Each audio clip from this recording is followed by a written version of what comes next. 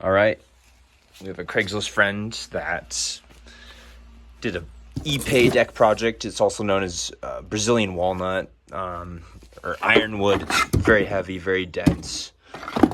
So these are kind of some scraps, and I'm gonna go ahead and make a mat with this stuff here. Here's the tool layout. Before that, there's the design. I'll take a little kindergartner around it, but it's pretty basic. In terms of tool specs here, the only thing to kind of look out for, 120 grit is what I'm using for the sandpaper, 1.25 inch for the screws, rubber mallet, and I'm gonna go ahead and use a plug cutter to go ahead and fill in all the different pilots that I end up doing. So here we are. So here we have kind of the outlay of what it's gonna look like. I have these in here so I could kind of lift and adjust the ripped Ipe piece that I did, but very basic again.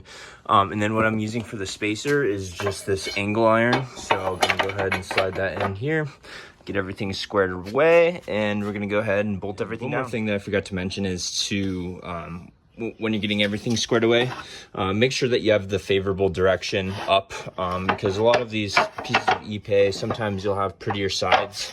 So make sure you go ahead and get that all accounted for now. I haven't gotten everything squared up, but I just wanted to go ahead and let you know what bits I'm using. So I'm using a 1/8 for the pilot and then a 3/8 for the screw topper.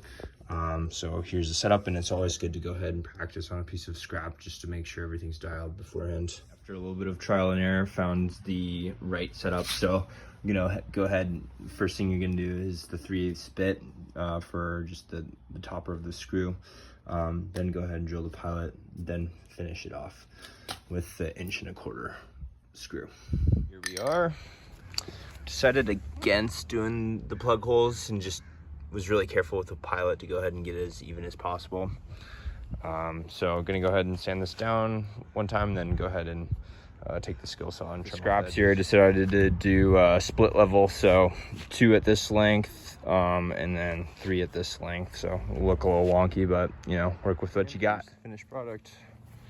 Rubbed my hands all over to make sure all the points were sanded off. I don't have any teak or Ipe oil, that'd be ideal, but I'll just kind of wipe it down with this cloth here so you can see kind of the character of the wood.